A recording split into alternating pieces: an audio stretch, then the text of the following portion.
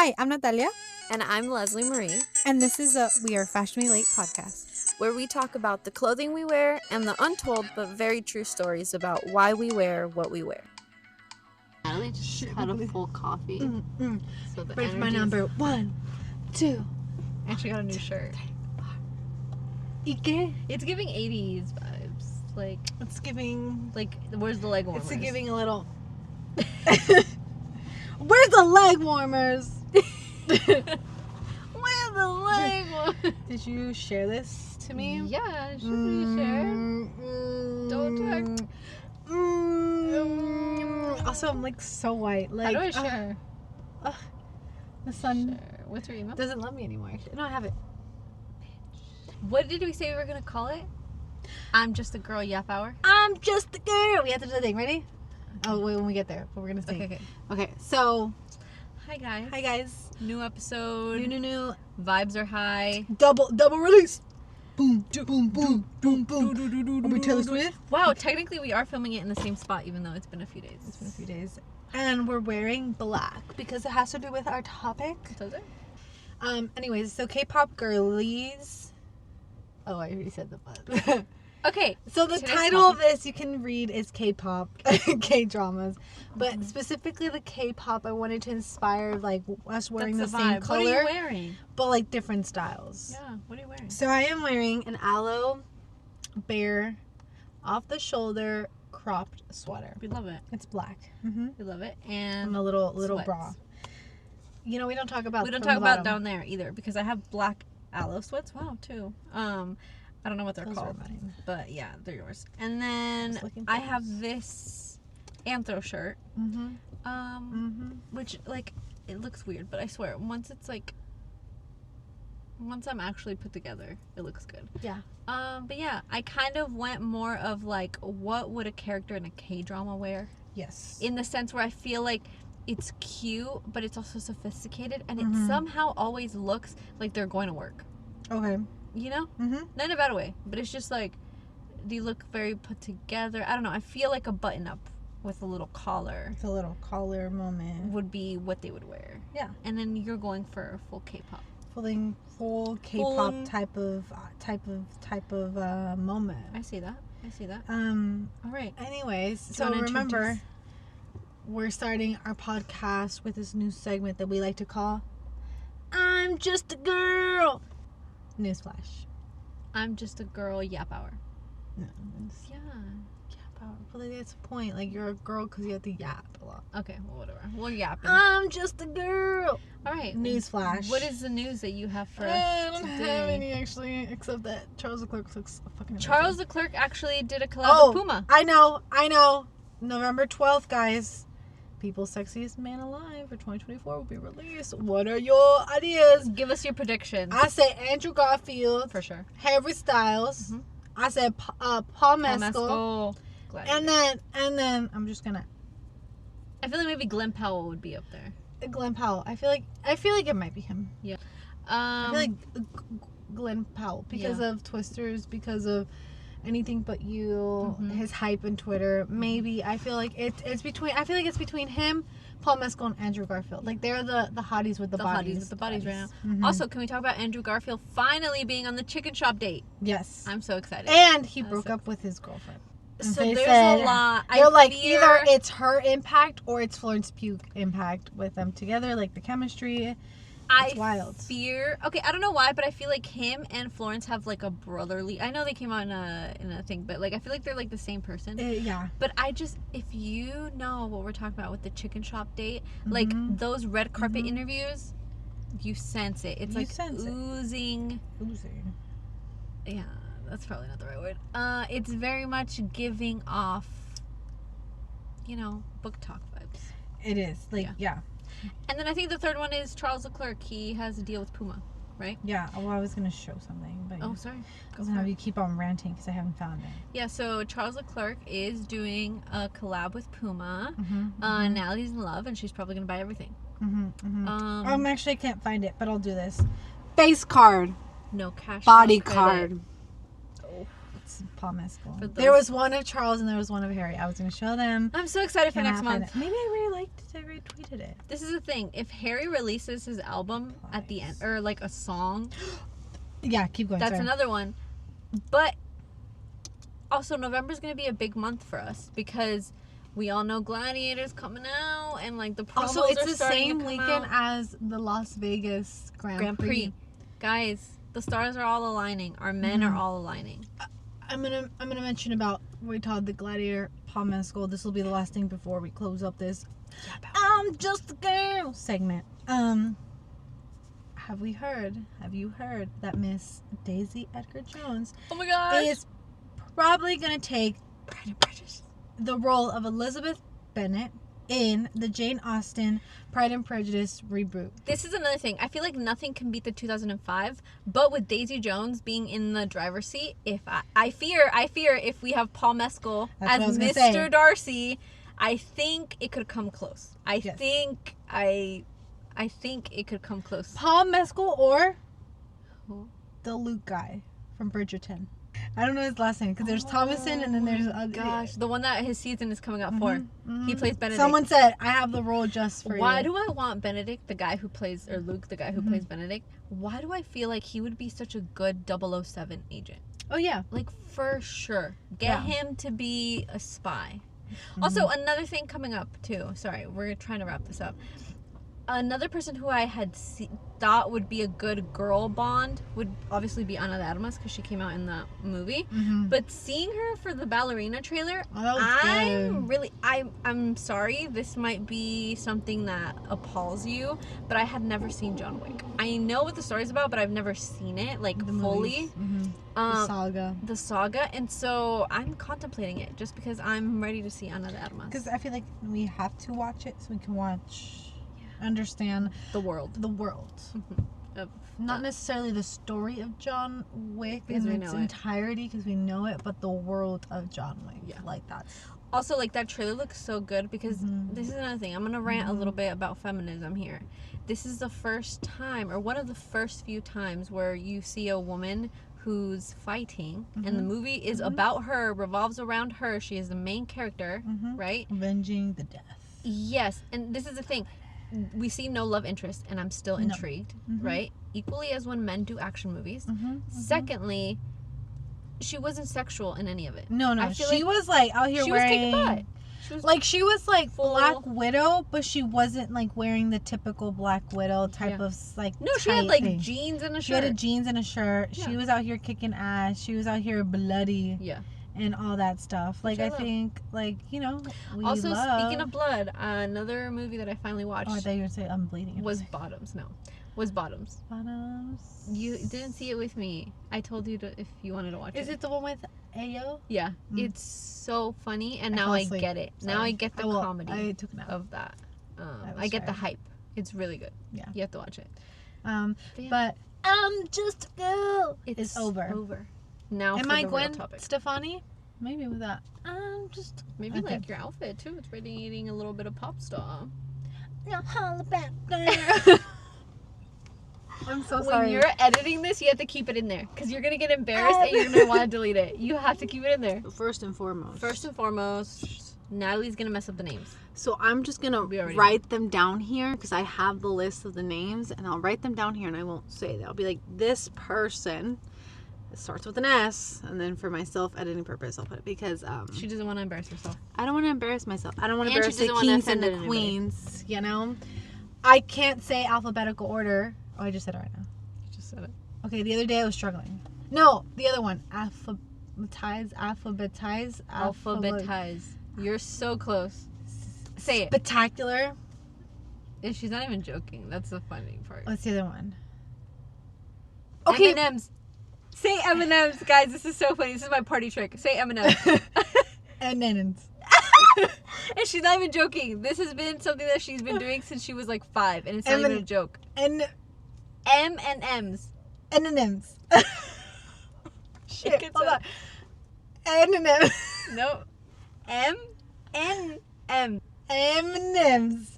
There you go. That's the closest. There we go. M&M's. No. Say it 3 times fast. M&M's. The way it's not even a joke, I was like, I can't. I am trying. Anyways, so now they can't not pronounce to words. offend you guys. Yeah. Okay. Even though we'd love to make fun of her, but she gets embarrassed. So this particular episode, we We're had dividing it. designated as K-pop. We were going to introduce some of the K-pop girl bands in the episode Girl Bands, but we decided it needed its own little spotlight. In general, K-pop and Korean dramas. Because we're kind of If you watch Crash Landing on You, obsessed with both. Hometown Cha-Cha-Cha, Mm-hmm. Oh My Venus, Startup, True Beauty. The Vigilante. There's more. There's way more. So those are, I think that's what for us, we dive deep into that culture, Yes. into that entertainment type of way of And filming. I feel like and in whatnot. a way they're their own thing, but they go hand in hand. Yes. Where if you're aware of K-dramas, you know that there's K-pop singers who sing on those There's dramas. one particular, the one that came up in the Business Proposal. Yeah. The main girl is actually a singer. Yeah. So there's a lot of intertwining. Intertwine. So we decided to combine them. Yeah. And I think for us, So technically, we're getting 3 episodes. You're welcome. and I think like in general, like the way that they can finish a whole season It's beautiful. and like a whole series or a whole like idea of a show in one season, 1 hour, 10 episode. And it's beautiful. And it's beautiful. And Because it's you fall in love with all the characters. Like in Hometown Cha-Cha-Cha, you fall in love with literally everyone in the single- town. And they're like your precious babies. they're your precious. So I feel like, so we have to do that. K-pop bands and singers. We know BTS. BTS. We have Blackpink. We have there's another one. There's more. There's But more. let's dive into But the let's history. dive into the history of both K-pop K-pop first. and K-dramas. We'll start with K-pop. Uh-huh.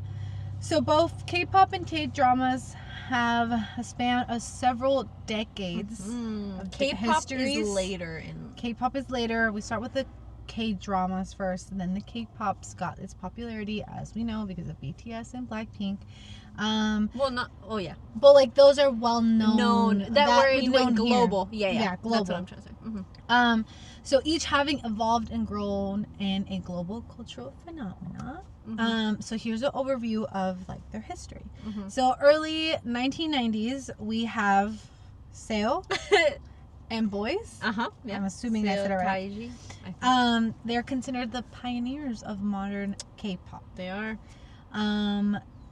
This band emerged in the early 1990s with a Around blend the of rap era. pop, rap, and rock, which one particular band member from BTS came out in a song with Megan Thee Stallion that raps, that even Megan Thee Stallion herself said did not know he can rap like that. That song. So they're We put it on our playlist. It's good. like very like they're the all-arounders. I They feel can like- probably act, they can rap, they can sing, they can give you all these things. Multi-talented. But they're multi-talented. I feel like also another thing, even though it's technically K-pop and that's the genre, that's just the genre because they're singers from Korea, but not necessarily like that's just what they focus on. Like they don't just focus on pop music. Yeah. I think that's a good distinction to have because there's a blend of like rock elements, of sometimes even EDM elements, like different elements within the songs, within the albums. And so I think that's also important to know. Yeah. Yeah. So this was particularly more rap. And so this particular band in 1992 had a song name, None. and this marked a significant like departure from your traditional Korean music that everyone was well known for, and the music styles. So it laid that foundation of a contemporary K-pop band genre, Yeah. etc. I feel like it, I don't want to say elevated, but I just feel like they were able to branch out Globally. beyond just Korean music. Yeah, that genre. We move on to now the global. They were trying to be Pitbull. I mean, I don't know if that's true, but I just love like bringing Pitbull. She loves Pitbull. Any excuse Dale. to bring Pitbull. You know, maybe that's gonna be my Halloween costume. So anyways, the early 2000s, we saw a rise of this band, something H wave, which is also known as the Korean wave. That I know how to pronounce. Which it propelled internationally markets as a K-pop. I feel like that's when they finally went genre. global. It was in the 2000s vibe. So groups like these gained that popularity in Asia, paving a way for future K-pop acts in. And also, I feel like a lot of them had like their title or like their names were like, it was like almost like they had what is it, abbreviated? So it was like hot, but it was like HOT or it's SES. Like, you know, Chappelle Rowan. HOTTO. But it was actually that was their names. So then now we go into the girl thing. We got the big band and girls generation type of thing. That's 2006. Expanding the K-pop's global reach. The big band's music was fused of hip hop, R&B, and EDM. Told you. So that's like a mixture of 3 different genres that worked for them. But we here in Western cultures just know them as K-pop, which not really, like there's way more that goes into it. And this explains it well. Like they have 3 genres in one of their like theme as a band. Now we have like Girls' Generation that is catchy melodies and it's synchronized choreography, and like this appealed more international audiences. I feel and it also has to do with the production of like not only when it comes to them on stage and their stage presence and like performances. I think even you see it in like the details of like their albums that they put out. So like they literally look like a magazine, or like they have like the merch is like top tier, guys. I like, not gonna lie. When we've gone like twice into like Korean like shops that have like their merch, and like it also has included like some of like right now that's like very popular, like the Sunny Angels, like they have all this stuff. But there's like a wall that we saw one that's like how you said, like their CDs, like they're literally booklets, and they're so creative in the photography, the merch, style, like the whole in general, like vibe. they really invest time in it because they know that it's for the fans and they appreciate the fans, and there's a lot of detail in it. There's a lot of detail, so I think that's very like considerate of them, that they understand that they're global. I think it also just speaks volumes on like work ethic that goes behind it. They really put like worth into everything that they make. So it's very admirable. And bringing it back to now present time, you know, I've mentioned that we have bands like BTS, we have Blackpink, we have Twice, we have EXO, we had Red Velvet. They're gaining international fame. You know, and they're like collaborating now with Western artists, which, you know, we have Dua Lipa. They had Selena Gomez, Blackpink. They had Selena Gomez, Dua Lipa.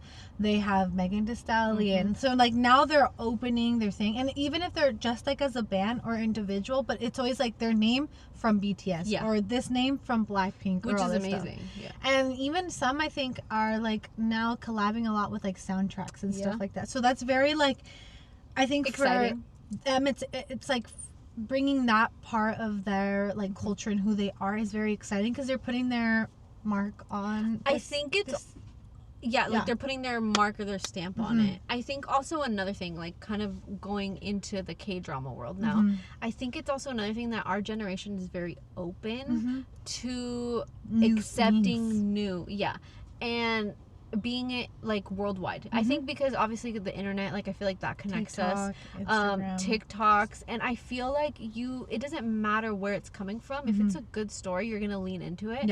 Like I feel like maybe older generations were like, oh no, I need subtitles, and it's like, just put subtitles. It's an amazing story. Like we've literally cried to K-dramas with subtitles. Like you say, out of the 7 that we've watched, the 5 have made us probably the 7 all have made us cry. Yeah. So it's like this thing where it's like the impact that they made, not only in the industry itself, but now in like people's life. Like these stories are so like heartfelt and like gut wrenching and angst and like everything. Like they really hit all the fucking dramas. Like all the fucking pinpoints. Like best friends to lovers, enemies to lovers, and I feel like age gap, like even all those. Every single character has a like you care about storyline.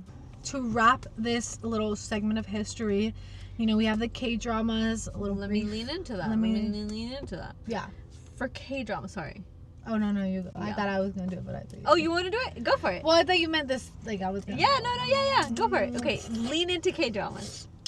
Let me floss my teeth. Let me look some good stuff. Lean into the K-drama. I love it. Early, because I feel like Natalie always gets scared. Like, you don't know this, but Natalie gets scared about talking too much about it. So because I feel like I will say the wrong things, and I don't want to say it.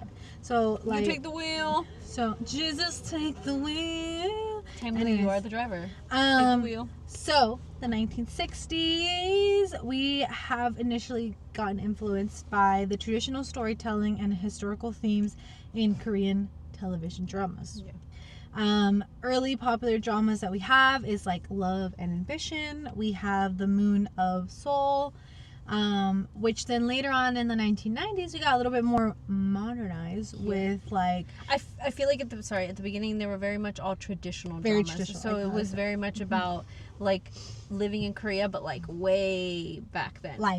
This was like, I feel like this was very cultural, like getting understanding them and culture. Themselves. Versus now, I feel like it's more modern stories. It's more modern and still like their way of living. Yeah. I love Hometown Cha-Cha-Cha because of her home. Yeah. Like, and especially her home now in like a rural like city and all that stuff. But it's so cute. Yeah. And also it's a little fishing when town. she goes back to the city and stuff, how she's like, this isn't my place. Yeah. Yet she lived there for so long. So I don't know, like her little apartment, her living, like I love that. Like I would embody that. Even in the first ever drama we ever watched was Crash Landing, and again that's the same thing too. Yeah. That one is more of like she technically goes to North Korea on accident, which you have to see. But they fall in love and it's beautiful. Yeah. And it's also that like it also talks about things that are kind of going on in that place. And so like not only in South Korea obviously, but like, you know. I feel like between the 1990s and now, like it's explored like very social issues and like relationships, domestic like life, work life, romance. You know, and I feel like for them, I think what I love about them is that they focus on the actual lifestyle of I feel like if how they live their life. It becomes a character within the story. Yeah. And so very much like you get like the place of like what it's about, you get the dress, you get the whole vibe of the town. With you, like, well, with us having never been there yet. Yeah, like you feel like you understand it. And you as well, you like want to embody it and live with it. Because I feel like when we started watching Crash Landing on You, right after we started watching some vlogs, like vloggers from over there, like the cafes and like all this stuff. And like, I don't know why, but I feel like sometimes when you watch a series on TV and you watch some vloggers, it's like, okay, those completely are different. But for them, it just felt like the same. Like it just felt like it wasn't like a story they made up. It's like something that's happening in real life. Yeah. You know, I don't know if it is or isn't, but I think that's what I love about K-dramas is that they're very like diving deep storytelling and like their influence and like the trends and like the way of life that they live. You know? I feel like it's also another thing because all the modern adaptations when they go out, it's less green screeny, which I feel like we do a lot here in Western movies, and it's more of like actually being in the places, which comes across more authentic. So if they're in a museum, they're not building a set most of the time. Like they actually go close the museum. Obviously in the houses it might be a little bit different, but it's just like it's nice to kind of get a glimpse into their world. Yeah. And to like wrap this segment off, I feel like both the K-pop and the K-dramas have evolved from the niche of like cultural like ideas that we have, like the mainstream of it, and like they're shaping into this culture, but they're not changing their culture, which is so beautiful. I feel like they're welcoming you into their culture, but they're wanting to fit into like our vibes, where it's like what's going on now, if that makes sense. Like, well, because it's very true to what they're going. Like I feel like it's like they want to.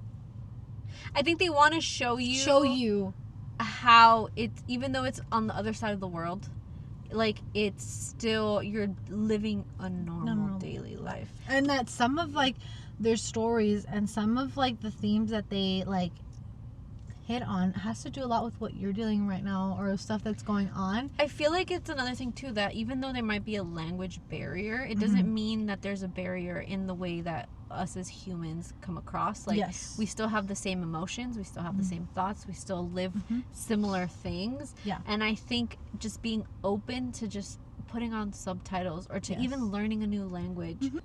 Whitey, wipe it to this topic number 2. Let's talk about. So we have already said a few of our favorite K-dramas. Let's talk a little bit about the fashion with K-dramas, right? So K-drama fashion and beauty, right, is a significant role that plays not only in obviously the TV show, but it also plays within the Korean culture, South Korean culture. And so for the K-drama fashion and beauty, first we'll start off with fashion, right? I feel like you have characters that are very chic and elegant, especially if they're like their work attire, right? So whenever they're in the city and they're working and they're like getting stuff done, like, you know, she could be a dentist, she could be a fashion designer, whatever she is. Like, she could be, what was it, that girl that was fighting crime? Oh, she was like a lawyer now. Yeah, she was a lawyer. You get that very, like, oh my God, I forgot chic that sense show. of dress. What's that show I don't called? remember, but that one's a good one, too. Which he... Love to Hate You. Love to Hate You. Or something like that, yeah? The main actor, he came out in something with, in, like, a Western film. And it was very beautiful, or I think a show or something. No, Yeah, no, it's a film. It was a film. Yeah, we'll put that picture here. But But also very good looking. which is also nice. You see them kind of also coming into because a lot of them do know English too, which is like, and they're very good. Yeah, I'm like, Like, you sound way better than I do. yeah. And I'm like, you know more words than I do. I'm like, what? Yeah, so it's very sophisticated, very polished outfits. You have the sense of their street style too, which again, Natalie was saying, if it's more in like the city streets or if it's more in like the little towns, right? And so it reflects on whatever fashion trends are currently happening. Yeah. I feel like also throughout the decades, right? So if you watch a K-drama from maybe like 5 years ago, that's what was on trend then. Which I think is another thing that they don't really like. I don't know, I think of it like this, like in Disney Channel, right? When you would watch like Hannah Montana or like Wizards of Waverly Place, let's be real, you would want to dress like her, but the kids our age would not dress like that, like traditionally. Let me put this straight to you. Right? Hannah Montana one time wore some bell-bottom pants. Yeah. And a nice little lacy type of skirt with jewels. And a little tank top with like a shirt like this. Natalie tried to walk out of the house I like try to wear that to school, act so cool. My mama said, get What back are in you there, wearing? choose either the skirt or the pants. Because it didn't look good in real life. And so I thought it did. This is another... I was stylish. I feel like this is another thing. But with K-dramas, it's things that they actually wear. The current fashion trends on the shows, the street style trends, are very much what is currently happening. But they like elevate it. In the time. They do elevate it. And then also historical costumes are very traditional. And so you have, like, I don't want to butcher it, but for the traditional clothing called the sejuk, you have the hanbok, which is like the kind of like the coat that they wear, that's like the robe that they wear, that's like embroidered and it's beautiful. And so they're very traditional. They make sure that they make it and keep the essence of it. It's like that, those historical type of K-dramas that they do. So they try to keep it as like accurate as possible, which I think is very amazing.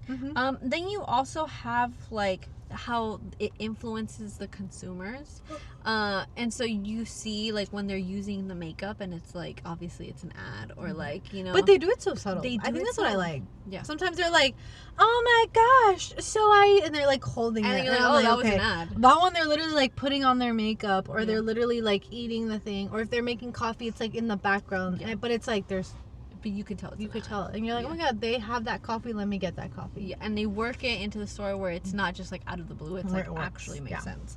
I like to think of also like Psych, which is like different, but they also do like Do that where some of them. It's very Dunkin'. subtle, like the way that they're sponsored and also. But anyway, that's You different. see it. But it's No, like but- it's the thing. It's like the same. Like Yeah. yeah, be very subtle. and it works. You're not trying to be so like So crazy. Was it like what's the term? clickbaity. Yeah. So you have that. You But also Leslie, me what? you have that. You also I love how I just jumped on the bandwagon. You have that. You speaking of, most of it is like makeup brands. And so you have the makeup looks, which again are very K beauty looks.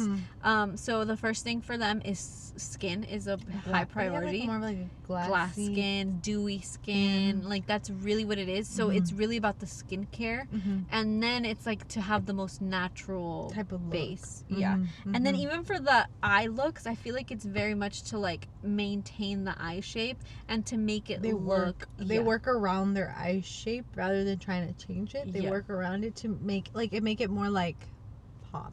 And I feel like even like also when you see like the lipstick that they wear, it's almost diffused, so it's like the main part of the lip product is in the middle, and then it kind of gets diffused outward, so it looks natural and subtle. It looks like their own like a lip stain, but not really. And so I think all those, like if you start like watching K-dramas, or you have been watching K-dramas and you pay attention to that, you get to see the similarities throughout the different K-dramas when it comes to beauty and fashion.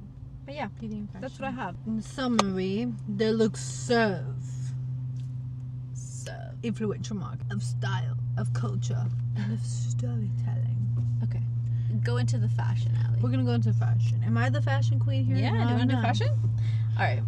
Breakdown. Breakdown. K-pop artists have collaborated with famous designers for their music videos, stage performances, and red carpet looks. We have Chanel. Which, you know what look I'm talking about. It's Chanel, but it's giving the Blackpink colors. And it's beautiful. And it's elegant. And it's very tasteful. This is like their music videos, red carpet looks. Like their designs like emphasize like elegant sophistication, but a blend of contemporary elements. I think it's amazing because they collaborate. Like, this is the thing.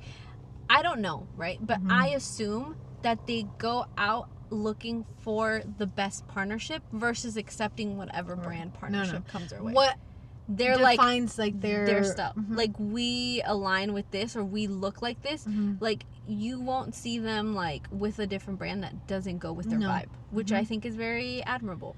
Then you have Louis Vuitton for BTS. They collaborated with them on multiple occasions. Especially like their performance, their red carpet appearances. They like showcase a lot of like, I feel like patterns. Like patterns is a lot that they showcase, especially when it comes to like an artist. Like and like the modern aesthetic. Like they still incorporate the patterns, but in a very like modern way, type of street style. And again, also very like for each member, it's like very unique to them.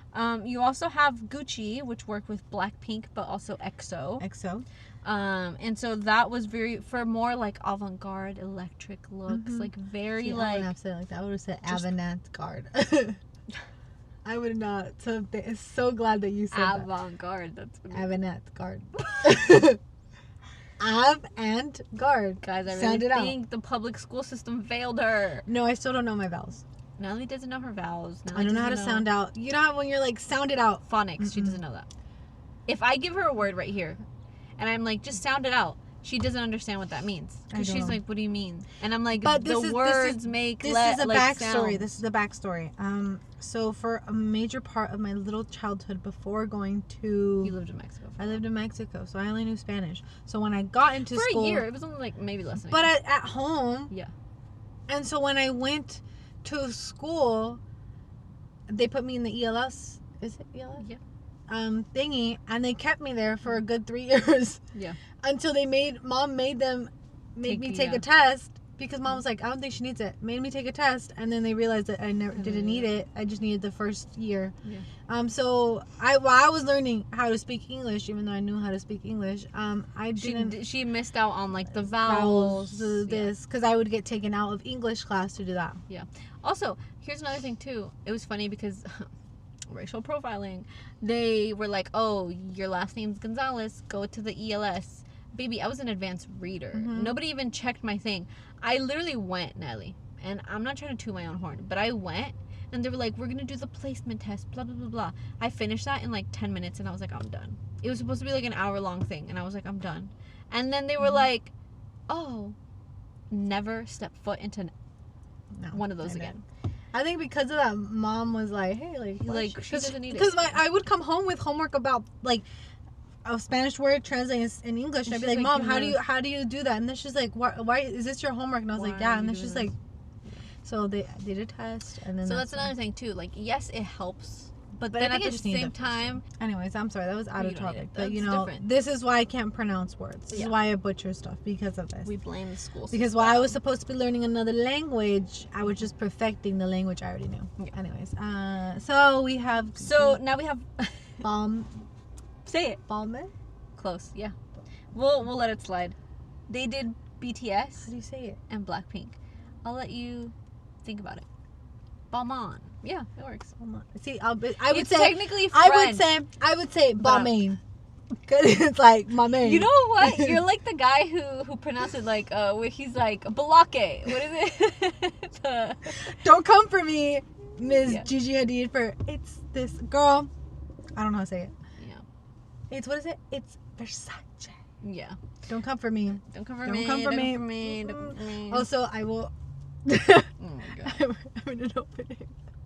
Every time I'd read Baldwin, I would think of Haley Baldwin. I thought that was her family company. You really did? So long. Guys, when I was a teen. And then when I got into fashion, and I was like, oh, that's not true. That's not her You're like, that's not why she's famous. I thought it was. I was like, this is another famous because her family's a fashion. Yeah, no. That's hilarious. Anyways, okay. They did BTS and Blackpink. Yeah, Balmain, whatever. Balmain. Balmain. Yes. Okay, does BTS and Blackpink for their edgy designs, and this is more of like when they're on like stage, baby, or when they have performances for like major like award shows. Versace does Blackpink, which again I feel like these two are the like more known, obviously, like that have kind of stepped foot here first, and so a lot of brands really want to work with them.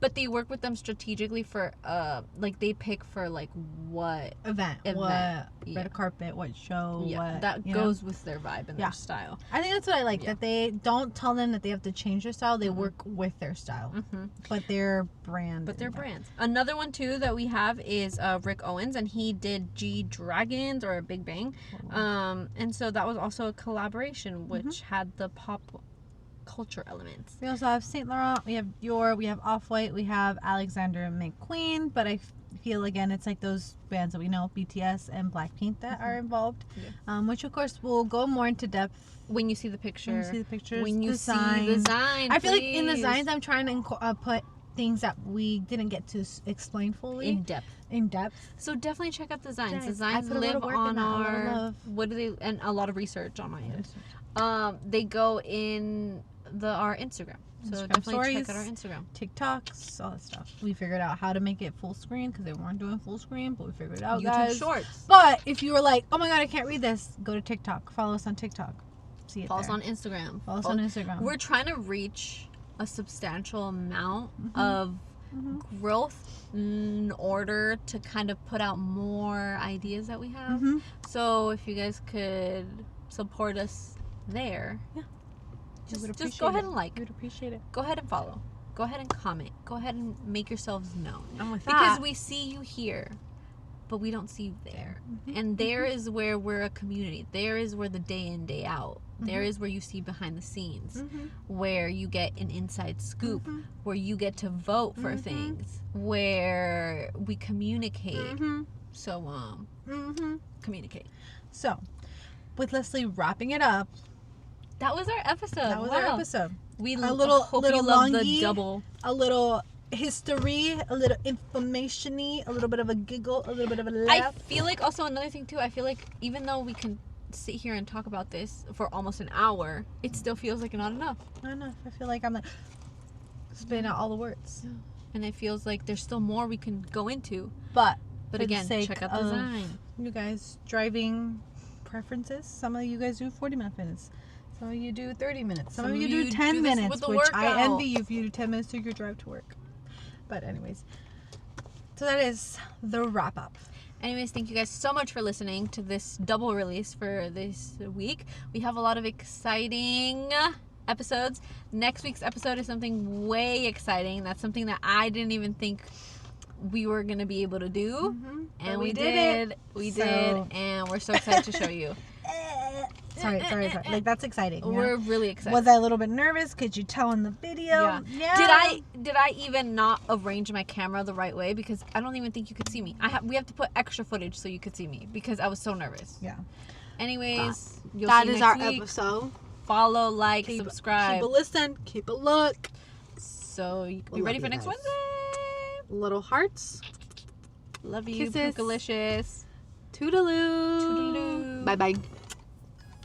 Hey, thank you guys so much for listening. Please don't forget to leave us a review and to share this podcast with your loved ones, acquaintances, and really just anybody and everybody who will listen. We'll be releasing new episodes every Wednesday. Also, you can follow us on Instagram and on TikTok at We Are Fashionably Late with 2 E's at the end, and at The Digitals Podcast on YouTube for more behind the scenes content. Sending you lots of love and virtual hugs. Can't wait to see you in the next episode. Bye.